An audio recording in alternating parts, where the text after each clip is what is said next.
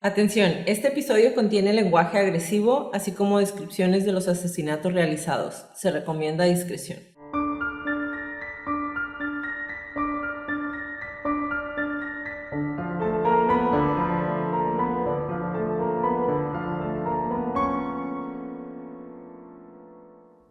Hola a todos, bienvenidos a Crónicas de Crimen. Yo soy su host, Jacqueline López, y me acompaña como de costumbre Leti Mosqueda. Hi, Leti. Hi, Ya le Jackie. pegó al micrófono, todavía ni decimos hola.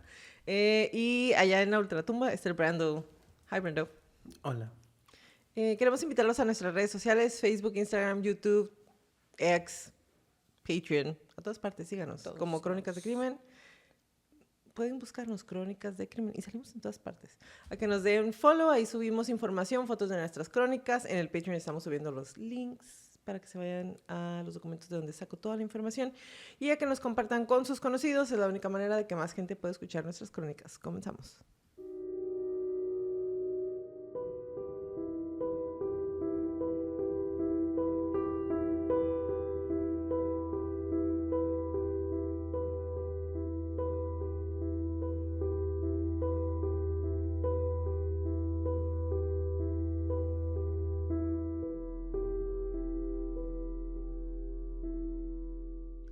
En junio del 2022, después de que Vince McMahon dimitiera por primera vez como presidente y director ejecutivo de la WWE durante una investigación sobre un acuerdo de $3 millones por un supuesto romance con alguien que no era su esposa, obviamente, recibió una ovación de pie cuando llegó a Raw para presentar el regreso de John Cena.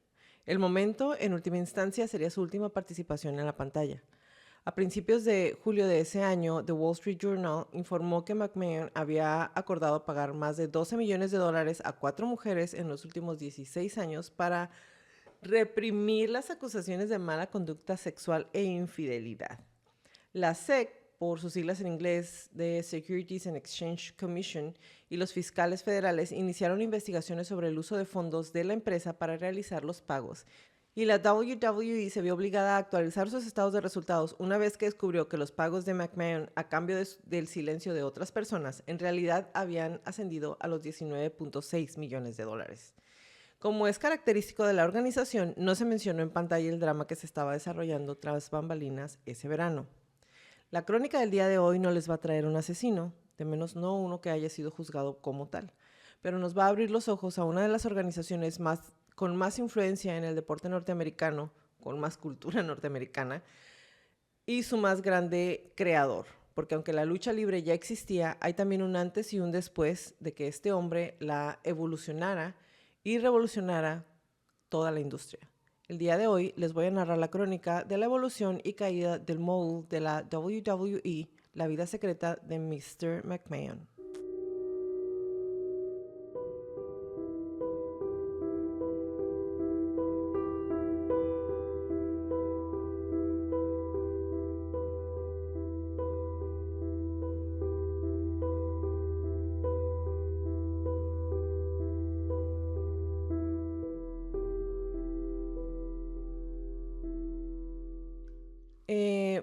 Antes de iniciar, esta crónica la vamos a partir en dos y les voy a decir por qué. Es importante decírselos desde un inicio.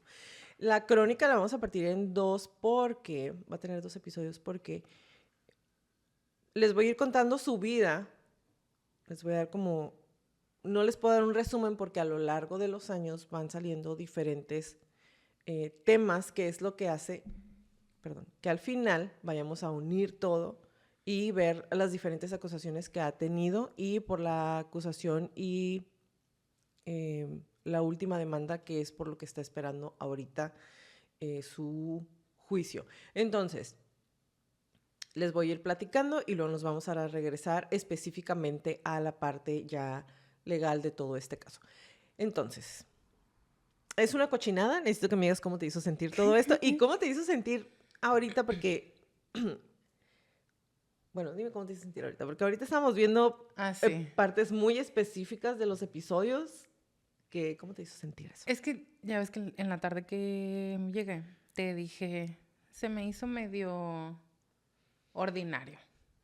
Ordinario porque pues hizo todas las cosas que hacen las personas con dinero en Estados Unidos. O sea, se me hizo muy ordinario.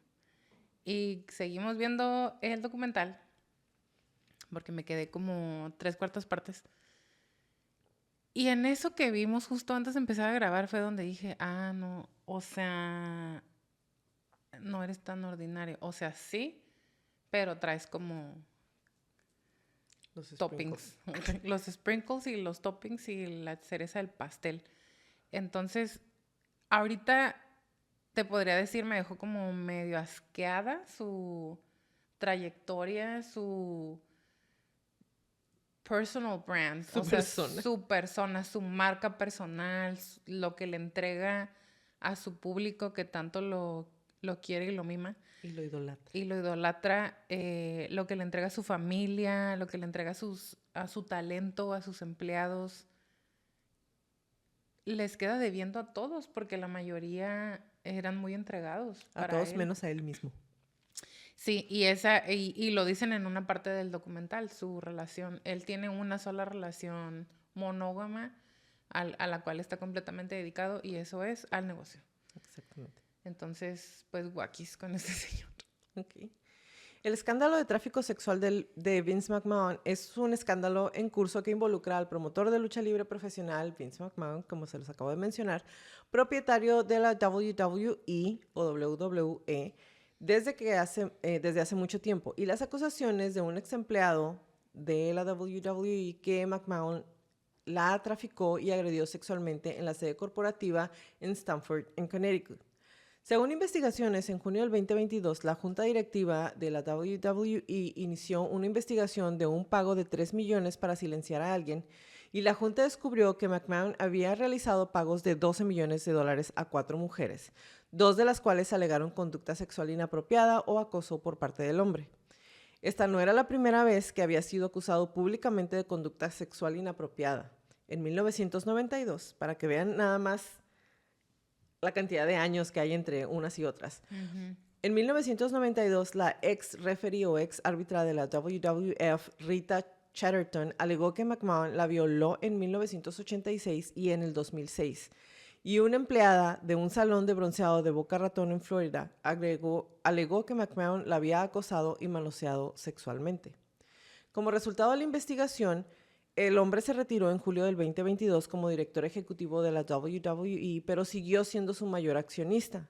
McMahon fue sucedido como director ejecutivo por su hija Stephanie McMahon y el presidente de la compañía, Nick Khan.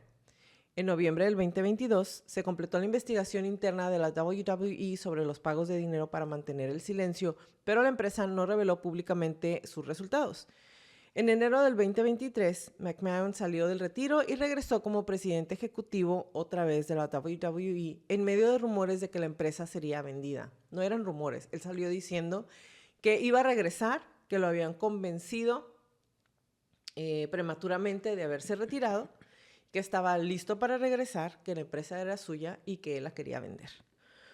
La declaración pública de McMahon también se refirió a las negociaciones en curso de la WWE con respecto a sus derechos de medios. En septiembre del 2023, la WWE se fusionó oficialmente con la promoción de artes marciales mixtas Ultimate Fighting Championship o la MMA, UFC, para crear TKO Group Holdings, de la cual McMahon fue nombrado presidente ejecutivo, pero en la que no tenía control total, ya que la fusión de estas dos empresas en TKO, a comparación de la WWE, McMahon solo era propietario del 49%, mientras que Dana White sería el dueño del 51% restante. Es decir, aquí no controlaría con poder absoluto como él estaba acostumbrado.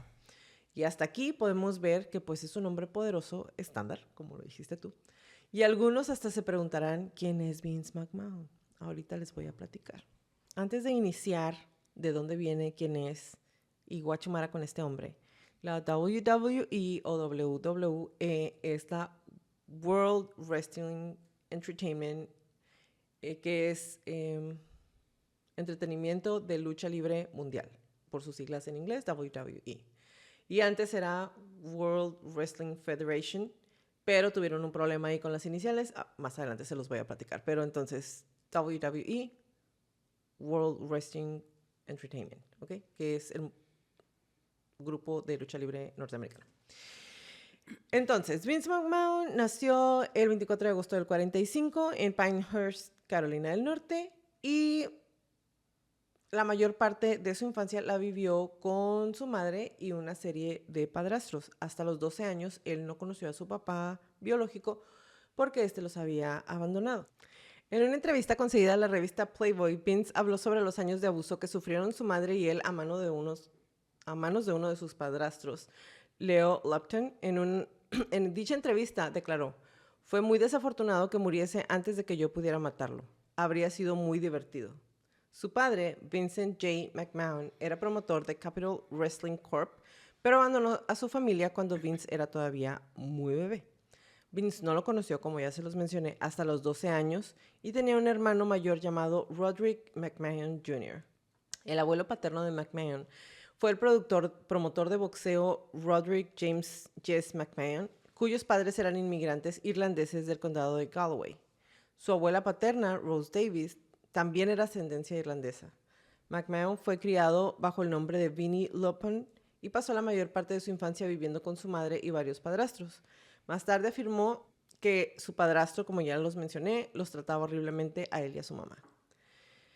En 1968 se gradúa de la Universidad de East Carolina después de que en algún momento, cuando era más chico, le hubiese interesado en entrar a la lucha libre y su papá le dijera que no podía dedicarse a eso, no podía dedicarse a ser luchador libre de profesional, aunque permitía que Vince lo acompañara a las peleas y cuando andaban de gira, iba al Madison Square Garden desde que era muy chiquito.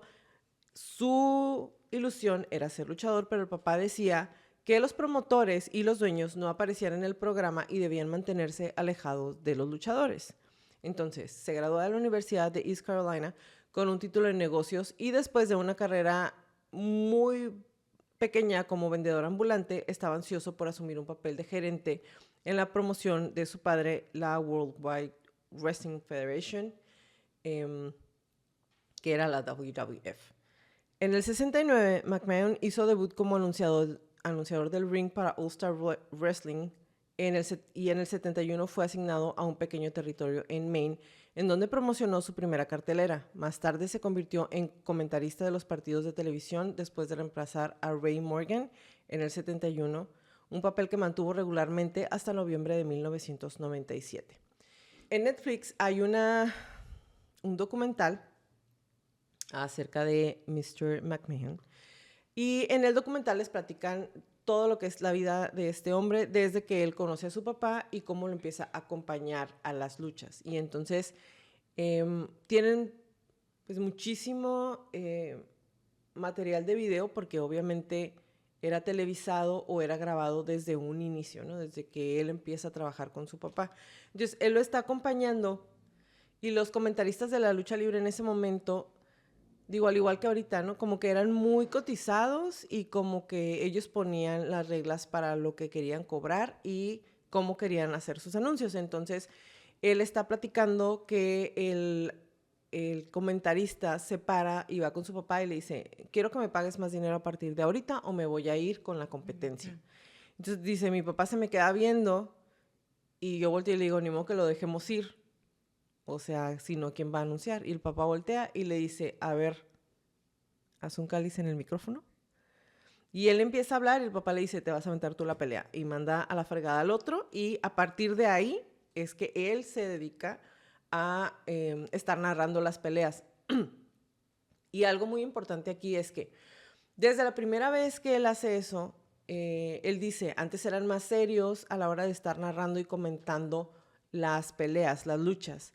Yo traté desde la primera vez como de contar una historia de acción, ir como platicando una novela, una historia de qué era lo que iba sucediendo en el combate. Y obviamente eso cambia la narrativa de la lucha libre y a la gente le empieza a gustar y entonces él se queda ya de fijo ahí como comentarista. En la década de los 70, McMahon se convirtió en una fuerza importante en la empresa de su papá y durante la segunda década ayudó a su padre a triplicar la sindicación televisiva. El joven McMahon también estuvo detrás del partido de la pelea de Muhammad Ali contra Antonio Inoki en el 76. Impulsó el cambio de nombre de la empresa a World Wrestling Federation, que era la WWF, en el 79. El 21 de febrero del 90, McMahon fundó oficialmente Titan Sports y la sede o Deportes de Titanes, y la sede de la empresa se estableció en South Yarmouth, en Massachusetts, utilizando el ahora desaparecido Cape Cod Coliseum o Coliseo de Cape Cod como base de operaciones de la empresa. McMahon luego se convirtió en presidente de la empresa y su esposa Linda se convirtió en la codirectora ejecutiva. En el 82, Titan adquirió el control de la CWC del padre enfermo de McMahon, que murió en mayo del 84, y también compró las acciones de sus socios. Ahora, él pasa a ser presidente de la WWF porque su papá llega a un punto en que dice, ¿sabes qué? Pues ya hay que venderlo y me retiro a ser feliz. Y empieza a decirle que tiene algunos compradores y él le dice a su papá, ¿sabes qué? Pues ya tengo mi mini empresa, déjame te pago. Dame un año y si en un año no te pago, te quedas con el dinero que ya te pagué y vendes la empresa a la chingada. O sea, no me la dejas. Entonces, estaba muy joven cuando pasó eso y su papá le dice, va. Pero él dice, yo sé que mi papá pensó que iba a tronar y que se iba a quedar con el dinero y que aparte, y no se iba a quedar con el dinero como en un te fregué, sino como te voy a dar una lección. Dice, entonces, mi reto era terminar de pagarle en ese año a mi papá para yo quedarme con todo eso. Entonces, a final de cuentas, como pues se pueden dar cuenta, él lo cumple, le paga a su papá y se queda con las acciones de todo el mundo. Ahora, cuando él compra la WWF en el 82, la lucha libre profesional era un negocio dirigido por promociones regionales. Entonces había como por estados diferentes territorios, como federaciones de lucha libre, ¿no? Cada quien en su estado tenía uno y si tú eras de California solamente peleabas en California y tenías luchadores en California y solamente entre tus luchadores que eran tuyos, que tú les estabas pagando la nómina, eran los que podían pelear. Cuando él la adquiere, todos los demás dicen, ok, pues es un morro, pero ya su papá ya estaba en esto, entonces daban por hecho que no invadiría los territorios de los demás, ya que esta práctica se había llevado a cabo sin ningún cambio durante décadas. La National Wrestling Alliance se convirtió en el organismo rector de todos los territorios regionales en todo el país, tan lejos como Japón. McMahon tenía una visión diferente de lo que la industria podría llegar a ser, y en el 83, la WWF se separó de la NWA o de la National Wrestling Alliance o Alianza Nacional de Lucha Libre. Y ya se reincorpora, se separa de ellos para siempre. Ellos ya se habían separado en el 63, regresan en el 71. Ahora, cuando se separa en el 83, él dice, ya estoy separado, ya no estoy bajo tus reglas, entonces ya me puedo meter en los demás estados. Y la gente empieza así como que, güey, pero esto no funciona así. No funcionaba. Yo ya no soy parte de tu federación, ya no soy parte de tu alianza, entonces voy a hacer lo que a mí se me pegue mi gana. Y empieza a expandir la empresa a nivel nacional mediante la promoción en áreas fuera de los territorios de la empresa en el noroeste de los Estados Unidos y mediante la contratación de talentos de otras empresas.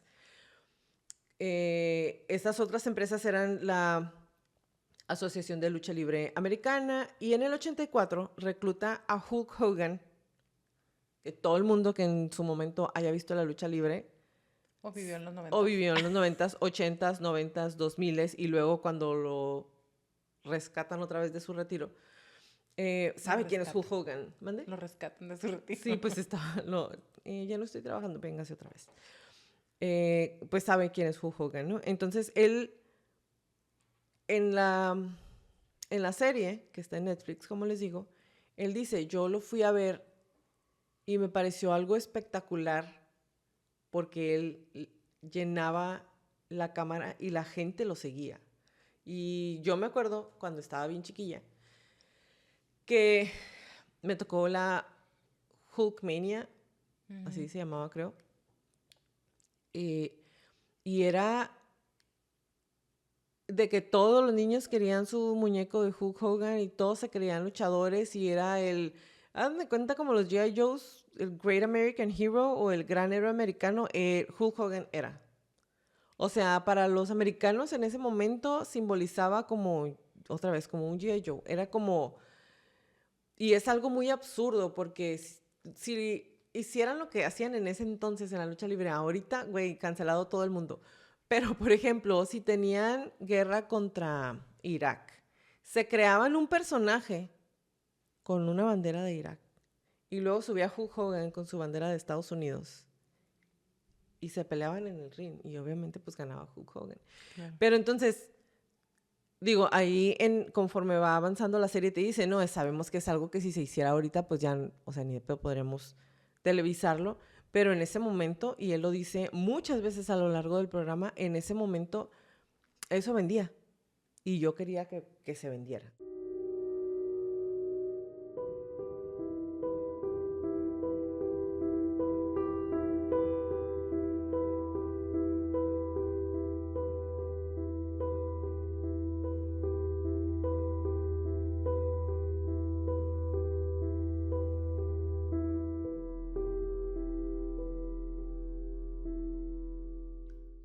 Entonces, recluta a Hulk Hogan en el 84 para ser la nueva mega estrella de la WWF y provocan la ira, obviamente, de sus iguales de la lucha libre en otros estados. Entonces, empiezan a viajar y a transmitir en territorios rivales. McMahon, que también era locutor, como ya les mencioné, creó The Rock and Wrestling Connection, incorporando estrellas de la música pop a las historias de la lucha libre.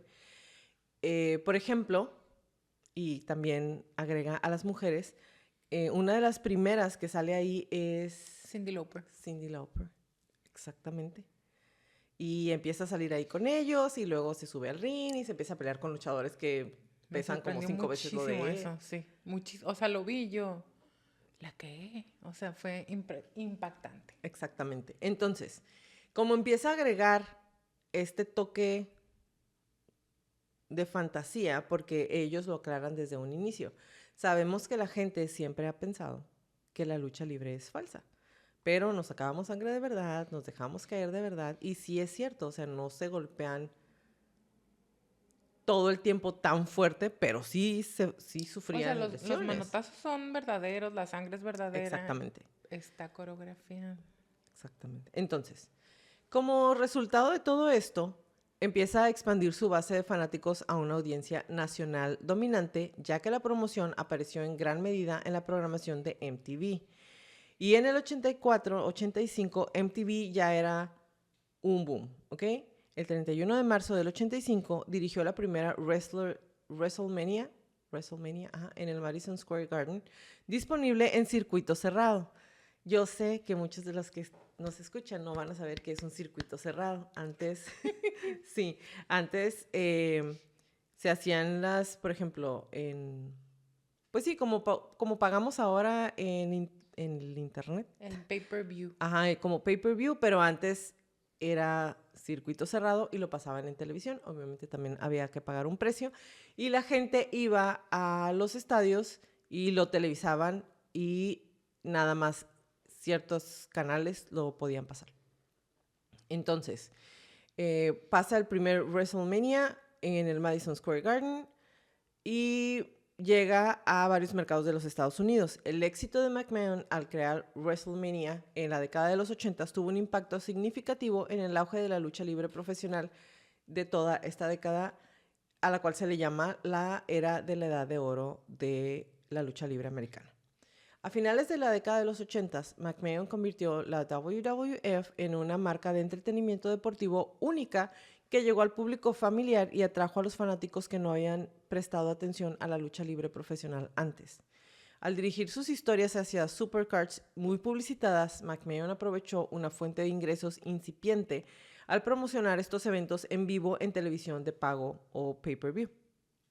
En el 87, supuestamente atrajo a 93,173 fanáticos al Pontiac Silverdome, que fue llamado el grupo más grande en la historia del entretenimiento deportivo para WrestleMania 3, que incluyó el evento principal que era Hulk Hogan contra André el Gigante.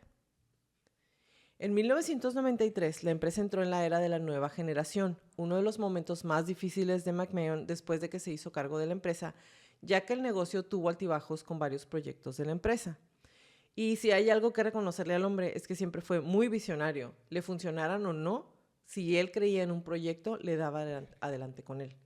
Después de luchar contra la World Championship Wrestling de Ted Turner, McMahon consolidó a la WWF como la promoción de lucha libre premiante a fines de la década de los 90 al iniciar una nueva estrategia de marca que eventualmente devolvió a la WWF la prominencia a ser el número 1.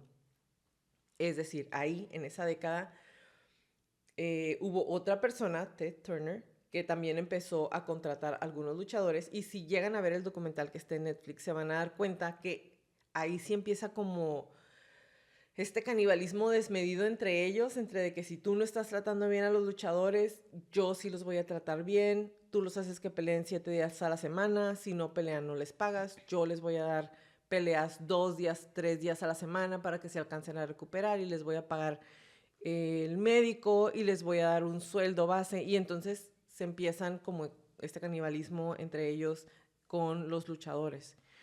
Al percibir un cambio público hacia una base de fanáticos más endurecida y cínica, McMahon redirige las historias hacia un modelo más orientado a los adultos, específicamente a los hombres. El concepto se conoció como Attitude WWF y McMahon comenzó una nueva era al manipular el campeonato de la WWF para quitárselo a Bret Hart en Survivor Series. Bret Hart había sido uno de sus luchadores que tenía con él desde que él se volvió WWF independiente.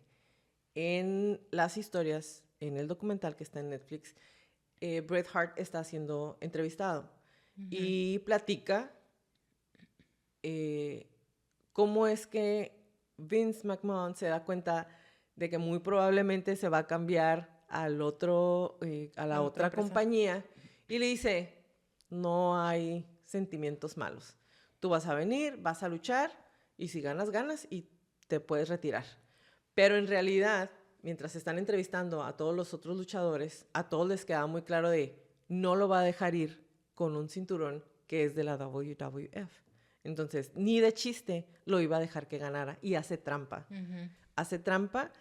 Y ahí en el documental vilmente se ve cuando están luchando, le hacen una llave, se queda él abajo como era costumbre, vamos a esperar, cuento 1, 2 y luego tira una patada y se salen de la llave nuevamente, y esta vez Vince hace que cuente rápido el referee y básicamente el otro pierde y le escupe en la cara. O sea, literal está en el ring y se ve como le avienta un escupitajo porque el morro está, Bret Hart está súper enojado porque dice: te di todo, todos estos años te di mi lealtad sin fin, vine a pelear esguinzado, con huesos rotos, sin descansar, sin que me pagaran los días que no venía, si me pasaba algo, mi familia, todo, y me traicionaste en la última pelea contigo. Entonces, ya después dice: ya lo perdoné, no tenemos resentimientos, pero es algo, ustedes pueden ver el sentimiento de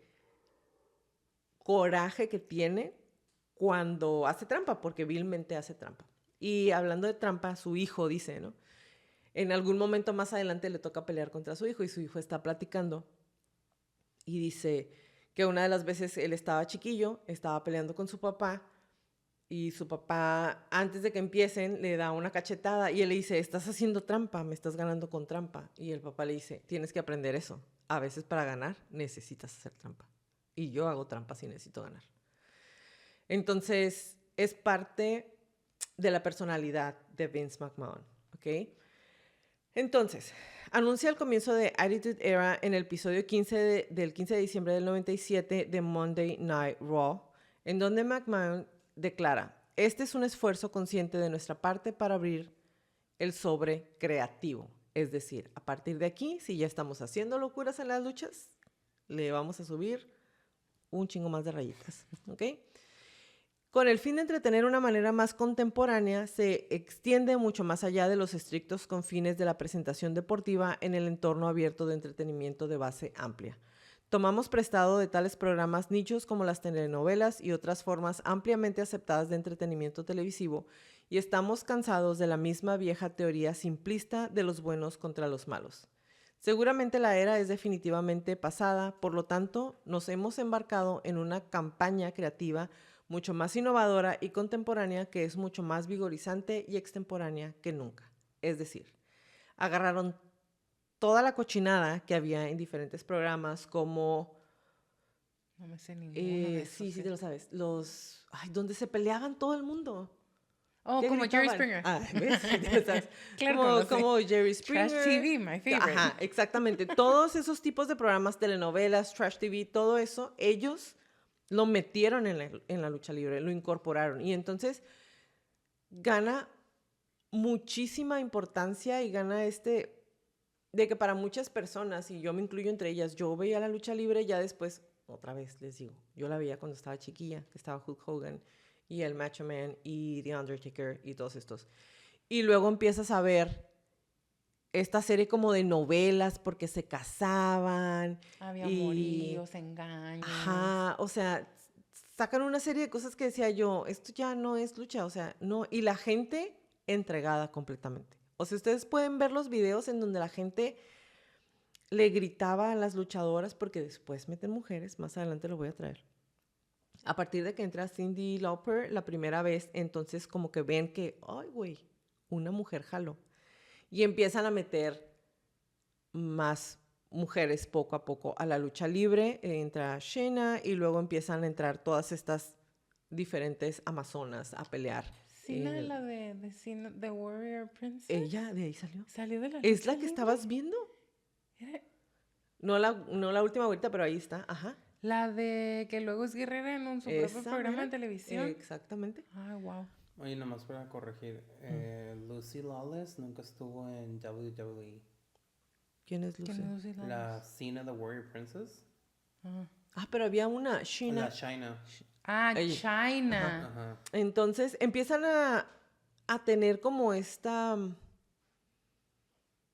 hacen la parte de la lucha libre americana en donde entran mujeres y empieza una era de degradación increíble para las mujeres dentro de la lucha libre. Y En el mundo yo pienso también. O sea, en el mundo, son pero reflejo de ahí... la Ajá, sociedad. exactamente. Pero ahí él dice, o sea, claro que sabemos que lo que hicimos en ese momento está mal, pero lo hacíamos con fines de entretenimiento, no porque nosotros fuéramos misóginos o no porque nosotros creyéramos que estaba bien degradar a una mujer, de ninguna manera, pero era entretenimiento y era lo que pagaba. Y viéndolo desde aquí, desde mi casa, mientras estaba viendo en el sillón, pensé, claro que sí, claro que es entretenimiento 100% americano, sin tratar de hablar mal de los vecinos, pero es algo muy de ellos que pasen ese tipo de cosas al extremo, porque era, o sea, hay una parte del video, no me vas a dejar echar mentiras, que le dice, si estás muy arrepentida de hacerme enojar, quítate la ropa, Demuéstramelo. demuéstramelo, ponte en 4 y empieza a ladrar como perro. What the fuck, gente que le gusta la lucha libre. Otra vez, él dice, sabemos que era un show, pero era lo que jalaba. No sé si... Y en mi cabeza hace como un choque eso, como... Pero bueno, entonces, era parte de lo que estaba pasando en ese momento. McMahon durante años había restado importancia a su propiedad de la empresa y era conocido principalmente como comentarista. Hasta esa época, él no había dicho como tal, yo soy el dueño, yo puedo hacer lo que quiera. Pero a partir de que le hace trampa a Bret Hart y sale, crea esta...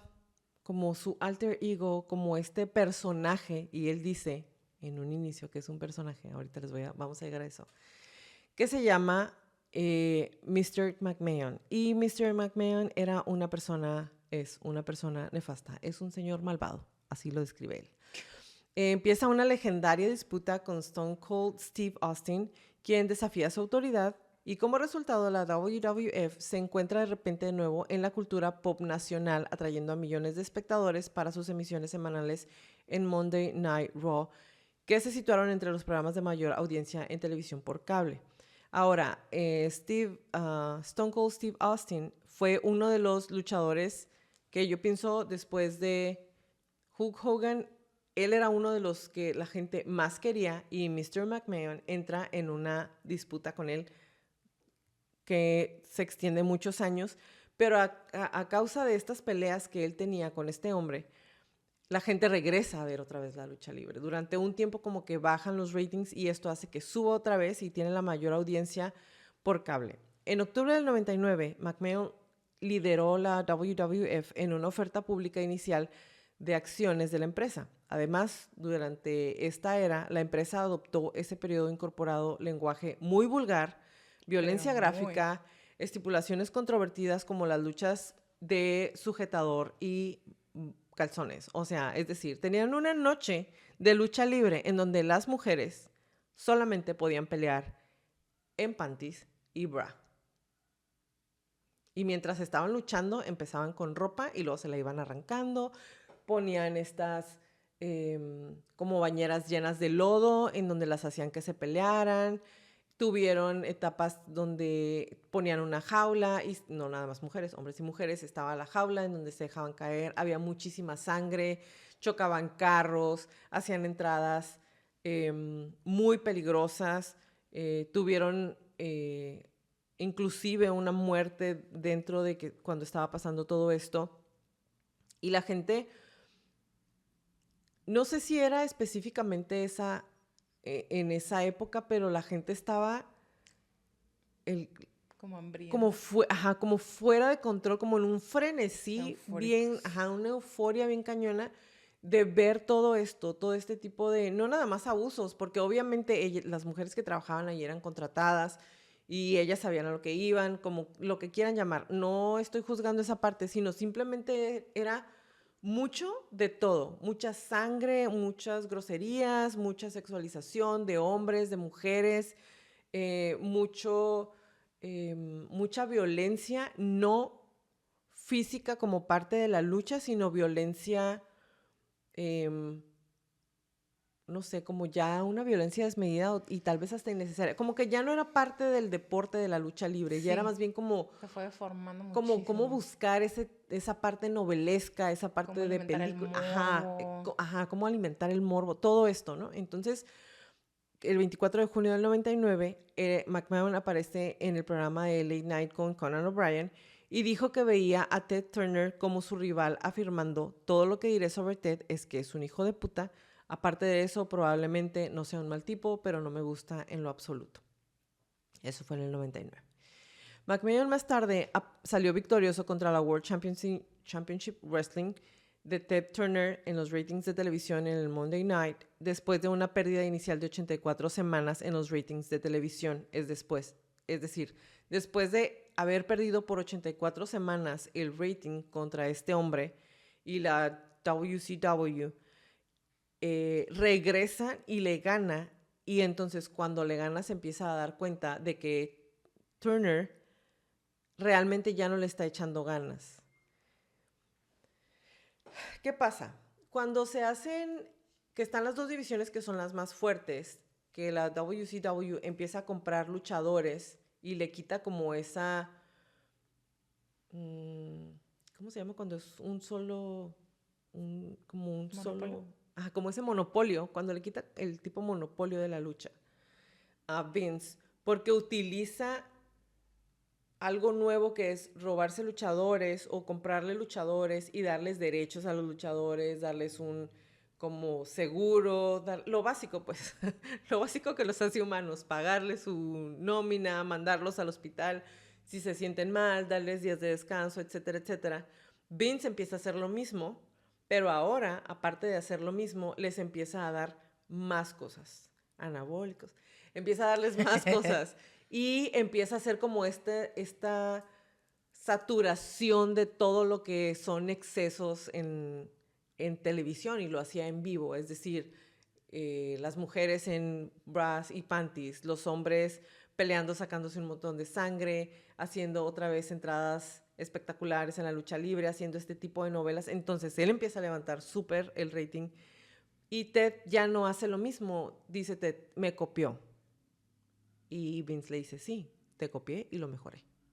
Y entonces adquiere WCW el 23 de marzo del 2001 con el fin del Monday Night War. Es decir, los dos tenían programas los lunes en la noche y cuando Vince compra WCW dice, ya no hay necesidad, nos vamos a quedar nada más con mi lunes bonito y ya se queda él. Entonces, el 1 de abril del 2001, Extreme Championship Wrestling se declara en quiebra dejando a la WWF como la última gran promoción de lucha libre en ese momento, recuperando el monopolio de la lucha libre en Estados Unidos. McMahon más tarde adquirió activos de ECW el 28 de enero del 2003.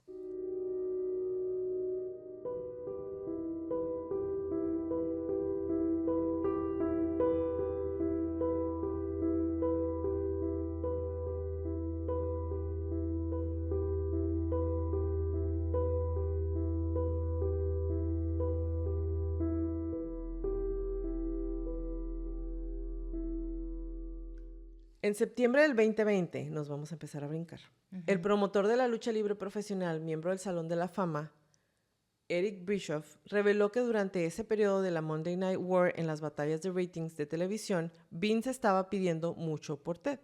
Estaba tratando de avergonzarlo, tratando de crear algo de ansiedad con los accionistas de Turner Broadcasting y estaba tratando de crear algo de malestar y ansiedad siendo muy, muy crítico con la WCW. Es decir, el otro señor pensaba que había público para los dos y que podían llevar una competencia sana. Claro. Y el Vince quería aniquilarlo con todas las fuerzas en su ser. ¿Okay? Entonces lo criticaba a sus luchadores, criticaba todo lo que ellos estaban haciendo, pero se quedaba con las ideas buenas y las hacía de manera exponencial. ¿Okay? Salió diciendo del hombre que el talento era asqueroso, que era una mierda, y luego se daba la vuelta y hacía lo mismo después, como se los estoy comentando, pero pues él trataba de hacerlo mejor. Ninguno de nosotros tomó ninguna de estas cartas muy en serio y era bastante obvio que lo que Vince estaba tratando de hacer era quedarse con la compañía. Todos nos reíamos de esto, pero a final de cuentas, él ganó. En una conferencia telefónica en el 2021, McMahon describió la situación en la que las mareas suben porque fue cuando Ted Turner nos perseguía con todos los activos de Time Warner también. Entonces,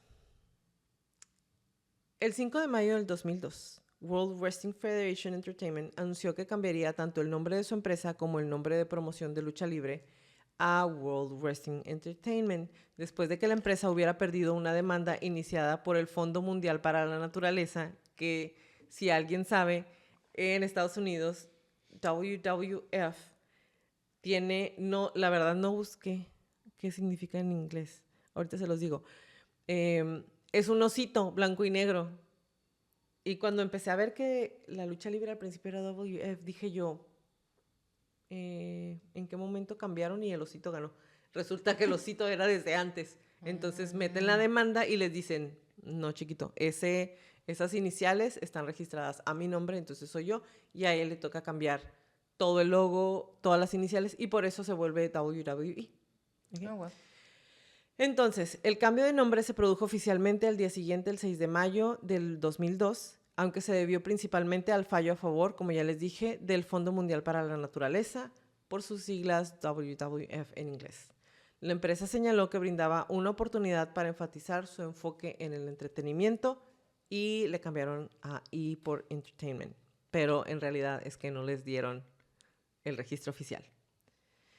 Poco después de su cambio de nombre, la WWE hizo transición a su era de la agresión despiadada, así le pusieron. McMahon se refirió oficialmente a la nueva era como agresión despiadada el 24 de junio del 2002. Este periodo todavía presentaba muchos elementos similares a su predecesor, la era de la actitud, incluidos los niveles de violencia, sexo, groserías, pero había menos contenido políticamente incorrecto y se mostró mayor énfasis en la lucha libre. Menos mal. Sí. Que la agresión despiadada era mejor o menos peor que lo anterior. Exactamente. En julio del 2008, todos los programas de la WWE cambiaron clasificaciones a PG, TVPG. McMahon también declaró que la era de la actitud de finales de la década de los 90 y principios de la del 2000 fue resultado de la competencia contra Ted. O sea, como estaba contra él, tuve que hacer eso. Él me orilló. Claro. Dijo que lo había obligado a ir a la yugular y volverse vulgar. Debido a la desaparición de la WCW en el 2001, McMahon dijo que ya no tenía que atraer a los espectadores de la misma manera y que durante la era PG era mucho más guionizada. Es decir, él podía darle a la audiencia lo que quieren de una manera mucho más sofisticada. Qué risa. McMahon también afirmó que el cambio de PG cortó el exceso de la era Attitude o de la actitud y marcó el comienzo de una nueva era de narración refinada y convincente. Es decir, ya volvía a ser lucha libre normal, refinada, con guión y que realmente fuera lucha libre. Únicamente se iba a empezar a tratar otra vez de la lucha en lugar de todas las historias que habían estado en la década de los 90 y a principios de los 2000. McMahon también tuvo más influencia en la dirección creativa de la empresa. El cambio a PG hizo que la promoción fuera más atractiva para los patrocinadores corporativos. El 7 de abril del 2011, la empresa de McMahon dejó de utilizar el nombre completo de World Wrestling Entertainment y en adelante se refirió a sí misma únicamente como WWE, como si fuera más fácil decirlo. Lo que convirtió a este último en una sigla huérfana. Se dijo que esto reflejaba la expansión global del entretenimiento fuera del ring con el objetivo final de adquirir empresas de entretenimiento y centrarse en la televisión, los eventos en vivo y la producción cinematográfica. WWE señaló que su nuevo modelo de empresa se puso en marcha con el relanzamiento de Tough Enough o Suficientemente Rudo. Suficientemente rudo. Al ser un programa sin guión, contrariamente a la naturaleza con guión de la lucha libre profesional, y con el lanzamiento de WWE Network o el canal de televisión de WWE, en ese momento programado para lanzarse en el 2012. Luego se retrasó hasta el 2014. El nombre legal de la empresa siguió siendo World Wrestling Entertainment Inc. por el momento. Y por el momento, hasta aquí lo vamos a dejar. Ya sé que ha sido mucho WWEF, y Vince McMahon. Todo esto es para decirles, más o menos, cuál va siendo la historia de crecimiento de este hombre. Ahora, en el Inter, antes, durante y después, luchan su hija, su hijo, entra al ring su esposa, tiene un amante. Por ahí se le ocurre que tal vez el giro más interesante puede ser que su hija esté embarazada y que luego haya rumores de que él es el papá del hijo de su hija y luego él solo dice, no, me pasé con eso. Sí, o sea, ahí sí hay una rayita. Me excedí. Después sale su amigo Donald Trump, lo vamos a traer un poquito más adelante y empieza toda esta serie de cosas y es cuando se hacen algunas acusaciones del uso de sustancias ilícitas como esteroides, anabólicos. Empiezan las acusaciones de que abusaban sexualmente de los ring boys o los chamacos que están ayudan en el ring. Lo empiezan a acusar las luchadoras, lo empiezan a acusar otras mujeres que habían tenido contacto con él y se empieza a desdibujar la línea de separación entre Vince McMahon y Mr. McMahon, que es su, entre comillas, personaje. Ahora, el documental que está en Netflix, y lo dicen desde un inicio, son muchísimas horas que el señorcito se sentó a platicar acerca de su infancia, la creación de la WWE, cómo fue creciendo, cómo él la fue desarrollando. Y otra vez, si hay algo que reconocerle es que hizo muchísimas cosas nuevas, asquerosas algunas, pero 100% innovadoras. Conforme iba avanzando el país de Estados Unidos con sus nuevas adquisiciones en cuanto a la vida de la televisión, los reality shows, las guerras, etcétera, etcétera, este hombre siempre lo monetizó, siempre pudo monetizar todo lo que iba pasando en la cultura pop americana. Eso hay que admirarle. Realmente no se cansaba de tratar de estar haciendo cosas para ir creciendo. Y de una persona que creció con abuso infantil y hasta sus 12 años, conoce a su papá, se me hace algo impresionante ahora. Lo que empieza a pasar a partir de que empieza a tener poder y se tuerce, yo sé que tú no lo vas a platicar en el otro episodio, pero queríamos dejarles como una base, porque el episodio que sigue les voy a platicar todos los tipos de demandas que ha tenido, el por qué realmente no lo han metido a la cárcel, que es básicamente que tiene muchos contactos y mucho dinero, obviamente. Y es algo que a final de cuentas me llama mucho la atención porque es algo, y no lo digo en mala onda, ustedes saben que sí es la verdad, es algo muy americano, güey. Es muy Jeffrey Epstein. Se me hizo súper ordinario de esa muy abuelita. Jeffrey Epstein, muy P. Diddy, muy todo lo que ustedes quieran, que uno lo ve y lo dicen en voz alta y es un secreto a voces y está normalizado. Y ya pasaron 30 años. Oye, no. Y ahorita es como, ay, güey, ay, todo eso sí. Y no nada más está normalizado, la gente quería pertenecer a esos grupos sociales y quería ser parte de esas celebraciones y quería ser parte de esas fiestas porque, y lo digo entre comillas y no es suficiente, era cool estar en ese ambiente. Era, o sea, en esos momentos ese era el estatus, te daba cierta importancia, te abría ciertas puertas, te daba la oportunidad de codearte o de convivir con ciertos grupos de la farándula, con gente con muchísimo dinero. Entonces, no nada más estaba súper normalizado, sino era algo a lo que aspirar en esas épocas y todavía en la actualidad. Y eso lo platicamos en la ventana del crimen que hicimos, de cómo es casi como si eso fuera un club y se repartieron los territorios. Tú tienes este deporte, tú tienes este deporte, tú tienes esta... Tú tienes la música, tú tienes la... Exactamente. Entonces, vayan a ver ese episodio también. Ese episodio es en la ventana del crimen. Hicimos el especial de P. Diddy hasta donde va. Obviamente, si P. Diddy evoluciona y hay un caso y como Jeffrey Epstein, si no pasa nada de eso y hay un juicio, obviamente les vamos a hacer un episodio aquí. Pero el especial de las ventanas del crimen están todas las que llevamos, que son, creo que llevamos 10, 11, están en el Patreon. Entonces pueden ir por la módica cantidad de 40 pesos, o sea, un café chico. Nos pueden comprar un café chico y pueden entrar a ver todas las ventanas del crimen que tenemos, todos los extras después de los episodios y pueden ir a ver ese. Me parece algo espectacular y asqueroso al mismo tiempo esta crónica, porque otra vez, como se los mencioné, no hay ningún asesinato como tal, pero hay mucho cochinero. Y es un hombre billonario que hasta este año, hasta enero de este año, era libre. Entonces, vamos a dejarlo por hoy hasta aquí. Los esperamos en la próxima crónica y gracias por acompañarnos en un episodio más de Crónicas de Crimen. Los esperamos en nuestro próximo capítulo. Si les gustan nuestras crónicas, por favor, regálenos un review en iTunes y o en Spotify. Suscríbanse a nuestro canal de YouTube. Regálenos muchos likes. Nos pueden comprar un café en el Patreon.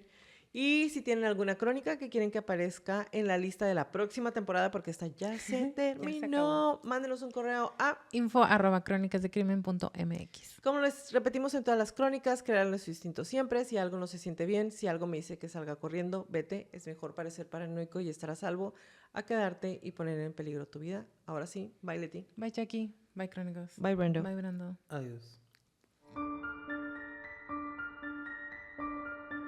Toda la redacción y búsqueda de esta crónica fue hecha por mí, todo el perfil clínico fue realizado por Leti Mosqueda y toda la música es por Kevin MacLeod.